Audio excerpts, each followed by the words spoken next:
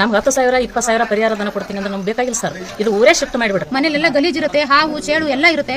ನಮ್ಮ ಮಕ್ಕಳು ಬುಕ್ಸ್ ಹಾಳಾಗೋಗಿದೆ. ನಮ್ಮಲ್ಲ 30 ಎಕರೆ ಹೊಲ ಐತ್ರಿ, ಹಂಗಾಗಿ ಅದರಲ್ಲಿ ಹತ್ತಿ ಬಿತ್ತಿದ್ವಿ. ಫಸಲಿ ಬಂದಿ ಸರ್, ಇನ್ನೊಂದು ತಿಂಗಳೊಳಗಾದ್ರೆ ನಾವು ಹತ್ತಿ ಬಿಡಿಸ್ಕೊಂಡು ಮಾರೋದಿತ್ತು. ನಮಗೆಲ್ಲ ಲಾಸ್ ಆಗ್ಯದ ಸರ್.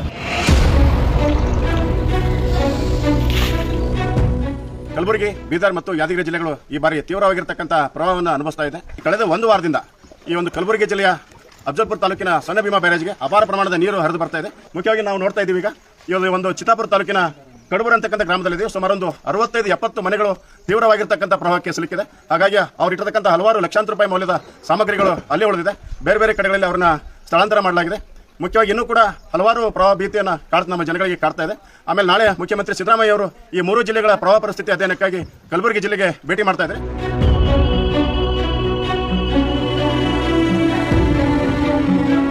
ಮಹಾರಾಷ್ಟ್ರದ ಸೀನಾ, ವೀರ್ ಹಾಗೂ ಉಜಿನಿ ಜಲಾಶಯಗಳಿಂದ ಭೀಮಾ ನದಿಗೆ ಹರಿದು ಬರುತ್ತಿರುವ ಅಪಾರ ಪ್ರಮಾಣದ ನೀರು ಕಲ್ಯಾಣ ಕರ್ನಾಟಕ ಭಾಗದಲ್ಲಿ ಪ್ರವಾಹ ಪರಿಸ್ಥಿತಿಯನ್ನು ಉಂಟು ಮಾಡಿದೆ. ಮುಖ್ಯವಾಗಿ ಕಲಬುರಗಿ, ಬೀದರ್, ಯಾದಗಿರಿ ಹಾಗೂ ಉತ್ತರ ಕರ್ನಾಟಕದ ವಿಜಯಪುರ ಜಿಲ್ಲೆ ಪ್ರವಾಹಕ್ಕೆ ತುತ್ತಾಗಿದೆ.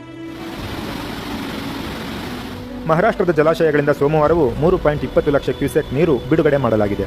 ಜೊತೆಗೆ ಕಲ್ಯಾಣದ ಜಿಲ್ಲೆಗಳಲ್ಲಿಯೂ ಸತತವಾಗಿ ಮಳೆಯಾಗಿದ್ದರಿಂದ ಭೀಮಾ, ಅಮರ್ಜಾ, ಕಾಗಿಣಾ, ಮುಲ್ಲಾಮಾರಿ, ಬೆಣ್ಣೆತೋರ, ಕಮಲಾವತಿ, ಮಾಂಜ್ರಾ, ಕಾರಂಜ ನದಿಗಳು ಅಪಾಯದ ಮಟ್ಟ ಮೀರಿ ಹರಿಯುತ್ತಿವೆ. ಉತ್ತರ ಕರ್ನಾಟಕ, ನೆರೆಯ ತೆಲಂಗಾಣ ಸಂಪರ್ಕಿಸುವ ಸೇತುವೆಗಳು ಮುಳುಗಡೆಯಾಗಿ ವಾಹನಗಳ ಸಂಚಾರ ಸ್ಥಗಿತವಾಗಿದೆ. ಭಾರೀ ವಾಹನಗಳ ಸಂಚಾರಕ್ಕೆ ಅನುಮತಿ ಸಿಗದೆ ಬಹಳಷ್ಟು ವಾಹನಗಳು ರಸ್ತೆಯ ಪಕ್ಕದಲ್ಲೇ ಸಾಲುಗಟ್ಟಿ ನಿಲ್ಲಬೇಕಾಗಿದೆ. ಕಲಬುರಗಿ ಜಿಲ್ಲೆಯ ಗ್ರಾಮಗಳು ಇನ್ನೂ ಪ್ರವಾಹದಿಂದ ಮುಕ್ತವಾಗಿಲ್ಲ. ಹಲವು ಗ್ರಾಮಗಳು ದ್ವೀಪದಂತಾಗಿದ್ದು ಹೊರ ಜಗತ್ತಿನೊಂದಿಗೆ ಸಂಪರ್ಕ ಕಳೆದುಕೊಂಡಿವೆ. ಆದರೆ ಗ್ರಾಮದಲ್ಲಿ ದನಕರುಗಳನ್ನು ನೋಡಿಕೊಳ್ಳಲು ಉಳಿದವರ ಸ್ಥಿತಿ ದಯನೀಯವಾಗಿದೆ. ಶುದ್ಧ ಕುಡಿಯುವ ನೀರಿಗೂ ತತ್ವಾರ ಬಂದಿದ್ದು ಭೀಮಾ ನದಿಯ ಪ್ರವಾಹದ ನೀರನ್ನೇ ಕುಡಿಯುವ ಪರಿಸ್ಥಿತಿ ಇದೆ. ಮರಳಿ ಗ್ರಾಮಗಳನ್ನು ತಲುಪಲು ಕೆಸರಿನಲ್ಲಿ, ಪ್ರವಾಹದ ನೀರಲ್ಲಿ ಸಾಗಬೇಕಿದೆ.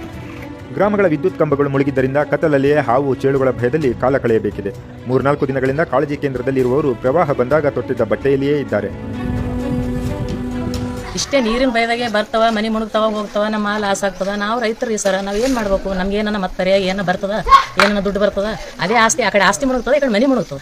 ಆದ್ರೆ ನಾವು ಏನು ಮಾಡ್ಬೇಕು? ಇದಕ್ಕೊಂದು ಏನನ್ನ ಸೊಲ್ಯೂಷನ್ ನಮ್ಗೆ ಹುಡುಕ್ರಿ. ನಮ್ಗೆ ಎಲ್ಲಾನ ಶಿಫ್ಟ್ ಮಾಡ್ರಿ. ನಮ್ಗೆ 10,000 20,000 ಪರಿಹಾರಧನ ಕೊಡ್ತೀನಿ ಅಂದ್ರೆ ನಮ್ಗೆ ಬೇಕಾಗಿಲ್ಲ ಸರ್. ಯಾಕಂದ್ರೆ ನಮ್ದು ಎಷ್ಟು ಲಕ್ಷದ ಹಾಳಾಗಿರ್ತದೋ ಅದು ನಿಮ್ಗೆ ಗೊತ್ತಿರಲ್ಲ. ಇದು ಒಂದು ಕೊಟ್ಟಿವಿ ಅನ್ನೋದು ನಿಮಗೊಂದು ಆಗಿರ್ತದೆ. ನಮ್ಗೆ ಬೇಕಾಗಿಲ್ರಿ ಸರ್. ಇದು ಊರೇ ಶಿಫ್ಟ್ ಮಾಡಿಬಿಡ್ರಿ. ನಾನು ನನ್ನ ಮನೆ ಅಂತೂ ಹೇಳಲ್ಲ, ಬೇರೆಯವ್ರ ಮನೆ ಅಂತೂ ಹೇಳಲ್ಲ. ಇಡೀ ಊರು ನಮಗೆ ಬೇಕಾಗಿಲ್ಲ. ಈ ಕಡಬೂರು ನೀರಿನ ಭಯದಲ್ಲಿ ಬದುಕಲಾಗಲ್ಲ ಸರ್. ರಾತ್ರಿ ಚೇಳು, ಹಾವು, ನಮ್ಮ ಜೀವದ ಭಯ ಏನದ ನಮ್ಗೆ? ಇಂಥ ಕಾಡಿನಾಗ ಬಂದಿದ್ದಂಗದ್ರಿ ಸರ್. ಇದು ಊರಂತ ಹೆಂಗೆ ಅಂತೀರಿ ನೀವು? ಇಂಥ ಸುತ್ತ ನೀರಿದ್ದಾಗ ನಾವು ಎಲ್ಲಿ ಹೋಗಮ್ಮ? ಯಾಕಡೆ ಹೋಗ್ಬೇಕು ಹೇಳ್ರಿ? ನೀವು ದಾರಿ ಎಲ್ಲದ ನಾವು ಹುಡಿ ಕೊಡ್ರಿ. ಇದು ಏನು ರೋಡ್ ಸೈಡ್ ಊರ ಏನು ಇದೇನು ಏನಾಗ್ಯದ ಈ ಊರು? ಇದು ಹಾವು, ತೇಳು, ನಾಯಿ, ನರಿ, ಹಂದಿ ಎಲ್ಲಾನು ಮನೆಗೆ ಹೋಗ್ಕೊಂಡವ. ರಾತ್ರಿ ನೀರು ಬರ್ಬೇಕಾದ್ರೆ ನಾವು ಯಾವ ಕಷ್ಟದಿಂದ ಹೋಗಿವೋ ನಮಗೆ ಗೊತ್ತು. ಅಲ್ಲೆಲ್ಲಿ ಬದುಕೋತ, ಅಲ್ಲೆಲ್ಲಿ ಗಡ್ಡಿ ಇರ್ಕೋತ ಲಾಸ್ಟ್ ಹೋಗಿ ಬೇರೆ ಊರು ಸೇರ್ಕೊಂಡಿವಿ ನಾವು. ಮತ್ತೆ ಬಂದಿವಿ ಹಾವು, ತೇಳು. ಹೆಂಗೆ ಮಾಡ್ಬೇಕ್ರಿ ಸರ್? ನಮ್ಗೆ ಏನಾನ ಒಂದು ಪರ್ಯಾಯ ಮಾರ್ಗ. ಇದು ಊರೇ ಶಿಫ್ಟ್ ಮಾಡ್ರಿ. ನಮ್ಗೆ ಯಾವ ಪರಿಹಾರನೂ ಬೇಕಾಗಿಲ್ಲ. ನಮ್ಮ ಜೋಳ, ಬೇಳೆ ಎಲ್ಲಾನು ಹಾಳಾಗ್ಯಾವ. ನಾವೆಲ್ಲ ನಿರ್ಗತಿಕರು ಆಗಿವಿ ನಾವು. ನಮ್ಗೆ ಏನೂ ಇಲ್ಲ. ಈಗ ಗಂಜಿ ಗತಿ ಇಲ್ಲದ ನಾವು ಕುಂತೀವಿ. ನಮ್ಗೆ ಏನು ಮಾಡ್ತದೋ ಸರ್ಕಾರ ನಮಗೆ ಗೊತ್ತಿಲ್ಲ ಸರ್. ನಮಗೇನು ಅವರೇ ಒಂದು ದಾರಿ ತೋರಿಸ್ಬೇಕು ನಮಗೆ. ಕಲ್ಯಾಣ, ಉತ್ತರ ಕರ್ನಾಟಕ ಜಿಲ್ಲೆಗಳನ್ನು ಸಂಪರ್ಕಿಸುವ ಕಲಬುರಗಿ ಕಟ್ಟೆ, ಸಂಗಾವಿ ಹಾಗೂ ಖಾನಿ ಸಮೀಪದ ರಾಷ್ಟ್ರೀಯ ಹೆದ್ದಾರಿ 50ರಲ್ಲಿನ ಸೇತುವೆ ಮುಳುಗಿದ್ದು 2ನೇ ದಿನವೂ ವಾಹನಗಳ ಸಂಚಾರ ಸ್ಥಗಿತಗೊಂಡಿತ್ತು. ಕಲಬುರಗಿ ಜಿಲ್ಲೆಯ ಮಂದರವಾಡ, ಕೋಬಾಳ, ಕೋನಹಿಪ್ಪರಗ, ಕೂಡಿ ದರ್ಗಾ, ಸರಡಗಿ, ಫಿರೋಜಾಬಾದ್, ಹಾಗರಗುಂಡಗಿ, ಕಡಬೂರು ಮತ್ತು ಸುತ್ತಮುತ್ತಲಿನ ಪ್ರದೇಶಗಳಲ್ಲಿ ಹೆಚ್ಚು ಹಾನಿಯಾಗಿದೆ. ನಮಗೆ ಗುರುವಾರ ರಾತ್ರಿ ನೀರು ಬರುತ್ತೆ ಅಂತ ಗೊತ್ತಾಯ್ತು. ನಾವು ಇನ್ನೇನು ಸಾಮಾನೆಲ್ಲ ತೆಗೆದು ಬೇರೆ ಕಡೆ ಶಿಫ್ಟ್ ಮಾಡಬೇಕು ಅನ್ನೋವಾಗ 1 ಗಂಟೆ ಒಳಗಡೆ ನಮ್ಮ ಮನೆಗಳೆಲ್ಲ ನೀರು ಸೇರ್ಕೊಂಡ್ಬಿಡ್ತು. ನಾವು ಬೇರೆಯವ್ರ ಮನೆಯಲ್ಲಿ ಸಾಮಾನುಗಳನ್ನ ಇಟ್ಟು ಹೋದ್ವಿ. ಆದ್ರೂ ಆ ಮನೆಗಳಲ್ಲಿ ನೀರು ಬಂದು ನಮ್ಮ ಮನೆಯಲ್ಲಿರೋ ಎಲ್ಲಾ ಸಾಮಾನು ನೀರು ಪಾಲಾಗೋಗಿದೆ. ಜೋಳ, ಬೇಳೆ, ನಮ್ಮ ಮನೆಯಲ್ಲಿರೋ ಮಕ್ಕಳು ಬುಕ್ಸ್, ಅವ್ರ ಯೂನಿಫಾರ್ಮ್ ಇಂದ ಪ್ರತಿಯೊಂದನ್ನು ಎಲ್ಲಾನು ನೀರು ಪಾಲಾಗೋಗಿದೆ. ನಮ್ಗೆ ಇವಾಗ ಏನೂ ಇಲ್ಲ. ಕಡಬೂರು ಗ್ರಾಮಕ್ಕೆ ವಿಶೇಷ ಪ್ಯಾಕೇಜ್ ಅನ್ನು ಘೋಷಿಸಬೇಕು ಸರ್ಕಾರ. ಯಾಕಂದ್ರೆ ಇಲ್ಲಿ ಸುಮಾರು 70 ವರ್ಷಗಳಿಂದ ಜನ ವಾಸ ಮಾಡ್ತಾ ಇದ್ದಾರೆ. ಹಲವಾರು ರೀತಿಯಿಂದ ಈ ಊರಿಗೆ ಸಮಸ್ಯೆಗಳ ಸುರಿಮಳೆನೇ ಇದೆ. ಹೆಚ್ಚು ಕಡಿಮೆ ಈ ಊರಿಗೆ ಯಾರು ಬಂದರೂ ಕೂಡ ಸ್ಥಳಾಂತರಿಸುವಂತ ಪ್ರಯತ್ನ ಮಾಡಿಲ್ಲ. ಕೇವಲ ಈ ಗ್ರಾಮವನ್ನ ಸುಧಾರಣೆಗೆ ಮಾಡ್ಕೊಂತ ಪ್ರಯತ್ನ ಮಾಡ್ತಾ ಬಂದಿದ್ದಾರೆ. ಇವತ್ತು ಜನ ಬೇಸತ್ತು ಹೋಗಿದ್ದಾರೆ. ಜನ ಊರಿಂದ ಆಚೆ ಹೋಗ್ಲಿಕ್ಕೆ ತಯಾರಾಗಿಲ್ಲ. ಹಾಗಾಗಿ ಆಡಳಿತ ಮಂಡಳಿ ಇದ್ರ ಜೊತೆಗೆ ಸೇರ್ಕೊಂಡು ಇವತ್ತು ಸರ್ಕಾರ ವಿಶೇಷವಾಗಿ ಸಿಎಂ ಅವರ ಪ್ಯಾಕೇಜ್ ನಲ್ಲಿ ಈ ಗ್ರಾಮವನ್ನು ಸ್ಥಳಾಂತರಿಸಬೇಕು ಅಂತೇಳಿ ನಾವು ಒತ್ತಾಯಿಸ್ತಾ ಇದ್ವಿ. ಈಗ 5 ವರ್ಷದಿಂದ ಹೊಳೆ ಬಂದಿತ್ತು. ಅವಾಗ ಬರೇ ಅಧಿಕಾರಿಗಳು ಬರೋದು, ನಿಮ್ಮ ಸಮಸ್ಯೆ ಏನು ಅಂತ ಕೇಳೋದು ಅಷ್ಟೇ, ಹೋಗೋದೇ ಮಾಡ್ಯಾರ. ಆದ್ರೆ ಯಾವುದೋ ನಮ್ಮ ಸಮಸ್ಯೆ ಬಗೆಹರಿಸಿಲ್ಲ. ಈಗ ಮತ್ತೆ 5 ವರ್ಷದ ನಂತರ ನಮಗೆ ಹೊಳಿ ಅದೇ ರೀತಿ ಬಂದದ. ನಮಗೆಲ್ಲ ಮನೆಯೊಳಗೆ ನೀರು ನುಗ್ಗಿ ಬಹಳ ಕಷ್ಟದ ದಿನಗಳು ಕಳೆದಂಗಾಯ್ದ 3 ದಿನದ ಹಿಂದೆ. ಪ್ರವಾಹಕ್ಕೆ ತುತ್ತಾದ ಕಲಬುರಗಿಯ ಗ್ರಾಮಗಳ 85 ಗ್ರಾಮಗಳಿಂದ 6,664 ಜನರನ್ನು ಸ್ಥಳಾಂತರಿಸಿ 53 ಕಾಳಜಿ ಕೇಂದ್ರಗಳಲ್ಲಿ ಆಶ್ರಯ ನೀಡಲಾಗಿದೆ. ಯಾದಗಿರಿಯ ಹುರಸಗುಂಡಿಗಿ, ರೋಜಾ ಎಚ್, ಶಿವನೂರು ನಾಯ್ಕಲ್, ಮಾಚನೂರ ಗ್ರಾಮಗಳು ಮುಳುಗಡೆಯಾಗಿವೆ. ಯಾದಗಿರಿಯ 5 ಗ್ರಾಮಗಳ 1350 ಜನರಿಗೆ ಕಾಳಜಿ ಕೇಂದ್ರಗಳಲ್ಲಿ ಆಶ್ರಯ ಕಲ್ಪಿಸಲಾಗಿದೆ. ಅಗ್ನಿಶಾಮಕ, NDRF, SDRF ತಂಡಗಳು ಪ್ರವಾಹದಲ್ಲಿ ಸಿಲುಕಿದ್ದ ಸಂತ್ರಸ್ತರನ್ನು ರಕ್ಷಣೆ ಮಾಡುವಲ್ಲಿ ನಿರತವಾಗಿವೆ. ಬೀದರ್ ಜಿಲ್ಲೆಯಲ್ಲಿ ಸುರಿಯುತ್ತಿರುವ ವ್ಯಾಪಕ ಮಳೆ ಹಾಗೂ ಮಹಾರಾಷ್ಟ್ರದ ಧನಗಾಂವ್ ಮಸಲಗಾ ಜಲಾಶಯದಿಂದ ನೀರು ಹರಿಸುತ್ತಿರುವ ಕಾರಣ ಜಿಲ್ಲೆಯ ಮಾಂಜರಾ ನದಿಯಲ್ಲಿ ಪ್ರವಾಹ ಬಂದಿದೆ. ಇದರ ಪರಿಣಾಮ ಜಿಲ್ಲೆಯ ಕಮಲನಗರ, ಹುಲಸೂರ, ಭಾಲ್ಕಿ ಹಾಗೂ ಔರತ್ ತಾಲೂಕಿನ ಸಾವಿರಾರು ಹೆಕ್ಟೇರ್ ಜಮೀನು ಜಲಾವೃತವಾಗಿ ಬೆಳೆ ಹಾಳಾಗಿದೆ. 120ಕ್ಕೂ ಹೆಚ್ಚು ಸೇತುವೆಗಳು, 157 ಮನೆಗಳಿಗೆ ಜಿಲ್ಲೆಯಲ್ಲಿ ಹಾನಿ ಉಂಟಾಗಿದೆ. 20ಕ್ಕೂ ಹೆಚ್ಚು ಕಡೆ ಸೇತುವೆಗಳ ಮೇಲೆ ನೀರು ಹರಿಯುತ್ತಿದ್ದು ಮಹಾರಾಷ್ಟ್ರದೊಂದಿಗಿನ ಸಂಪರ್ಕ ಕಡಿತಗೊಂಡಿದೆ. ಹುಲಸೂರ ತಾಲೂಕೊಂದರಲ್ಲೇ 20 ಗ್ರಾಮಗಳ ಸಂಪರ್ಕ ಸಂಪೂರ್ಣ ಕಡಿತಗೊಂಡಿದೆ. ಬೆಳೆಗಳು ಹಾನಿಗೀಡಾಗಿರುವುದರಿಂದ ರೈತರು ತೀವ್ರ ಸಂಕಷ್ಟಕ್ಕೆ ಒಳಗಾಗಿದ್ದು ಪರಿಹಾರದ ನಿರೀಕ್ಷೆಯಲ್ಲಿದ್ದಾರೆ. ಹೋಗ್ಬೇಕಾದ್ರೂ ಒಂದು ಸೈಗಾವಲಿಂದ ಮತ್ತೊಂದು ಕೊಂಗಳಿ, ವಾಯ ಕೊಂಗಳಿ, ಹುಲ್ಸೂರು, ಬೇರೆ ಆಪ್ಷನ್ ಇಲ್ಲ ನಮಗೆ. ಇಲ್ಲಾಂದರೆ ನಾವು ಮಹಾರಾಷ್ಟ್ರ ಸೇರಬೇಕು ಅಷ್ಟೇ.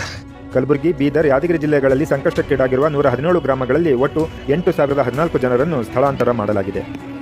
ಪ್ರವಾಹದ ಹಿನ್ನೀರು ಹಳ್ಳಗಳಿಗೂ ವ್ಯಾಪಿಸಿಕೊಂಡು 16 ಕಿಲೋಮೀಟರ್ವರೆಗೆ ಸಾಗರದಂತೆ ನೀರು ಆವರಿಸಿಕೊಂಡಿದೆ.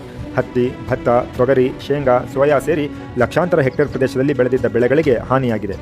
ಕೃಷಿ ಪಂಪ್ಸೆಟ್ಗಳು, ಟಿಸಿಗಳು ಕೊಚ್ಚಿಕೊಂಡು ಹೋಗಿವೆ.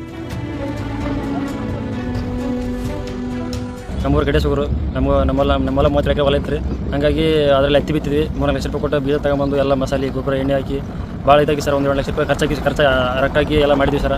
ಈಗ ಮಳೆ ಬಂದು ಬೆಳೆ ಏನಿಲ್ಲ ಅಂದ್ರೆ ಫಸಲಿ ಬಂದಿ ಸರ್. ಇನ್ನೊಂದು ತಿಂಗಳೊಳಗಾದ್ರೆ ನಾವು ಹತ್ತಿ ಬಿಡಿಸ್ಕೊಂಡು ಮಾರೋದಿತ್ತು.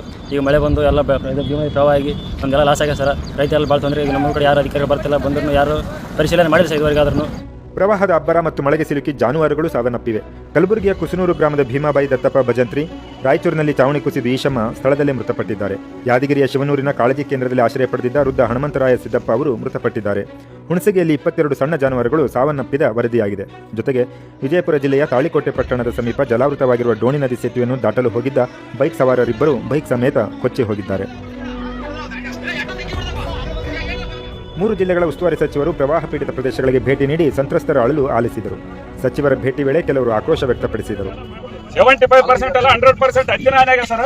ಆಮೇಲೆ ಕೌಳೆ ಗಜ್ಜನೆ ಯಾವುದೇ ಒಂದು ಕೆಲಸಕ್ಕೆ ಬರಲಾರ್ದಂಗೆ ಸರ್. ರೈತರು ಹೆಂಗಾಗ್ಯಾರ ಅಂದ್ರೆ ಪೂರ ಒಂದು ಹೆಣ್ಣು ಕೂಡ ಪರಿಸ್ಥಿತಿ ಅದೇ. ಬಿಜೆಪಿ ರಾಜ್ಯ ಘಟಕದ ಅಧ್ಯಕ್ಷ BY ವಿಜೇಂದ್ರ ಬೀದರ್ ಜಿಲ್ಲೆಯ ಪ್ರವಾಹ ಪೀಡಿತ ಸ್ಥಳಕ್ಕೆ ಭೇಟಿ ನೀಡಿದರು. ಪ್ರವಾಹದ ನೀರು ಹರಿದು ಬರುವ ಬಗ್ಗೆ ನೋಡಲ್ ಅಧಿಕಾರಿಗಳು ಸರಿಯಾದ ಮಾಹಿತಿ ಕೊಡಲಿಲ್ಲ ಎಂದು ಮತ್ತೆ ಕೆಲವು ರೈತರು ಹಾನಿಯಾದ ಪ್ರತಿ ಎಕರೆಗೆ 25,000 ರೂಪಾಯಿ ಪರಿಹಾರ ಕೊಡಬೇಕೆಂದು ಒತ್ತಾಯಿಸಿದರು. ಇನ್ನು ಉತ್ತರ ಕರ್ನಾಟಕ ಭಾಗದ ವಿಜಯಪುರದಲ್ಲಿ ಹೆಚ್ಚು ಮಳೆಯಾಗಿದ್ದು ಇಂಡಿ ತಾಲೂಕಿನ 8 ಗ್ರಾಮಗಳು ಮತ್ತು ಆಲಮೇಲ ತಾಲೂಕಿನ 6 ಗ್ರಾಮಗಳು ಪ್ರವಾಹಕ್ಕೆ ತುತ್ತಾಗಿವೆ. ಮಳೆಯಿಂದ ಕೃಷಿ ಹಾಗೂ ತೋಟಗಾರಿಕೆ ಬೆಳೆ ಸೇರಿದಂತೆ ಒಟ್ಟು 1,38,239 ಹೆಕ್ಟೇರ್ ಬೆಳೆ ಹಾನಿಯಾಗಿದೆ. ಪ್ರವಾಹ ಪೀಡಿತ ಸ್ಥಳಕ್ಕೆ ವಿಜಯಪುರ ಜಿಲ್ಲಾ ಉಸ್ತುವಾರಿ ಸಚಿವ MB ಪಾಟೀಲ್ ಭೇಟಿ ನೀಡಿ ಅಹವಾಲು ಆಲಿಸಿದ್ದರು. ಪ್ರವಾಹ ಪರಿಸ್ಥಿತಿಯಿಂದ ಸಂಕಷ್ಟಕ್ಕೀಡಾಗಿರುವ ಈ ಎಲ್ಲ ಜಿಲ್ಲೆಗಳ ರೈತರು ಹೆಚ್ಚಿನ ಪರಿಹಾರ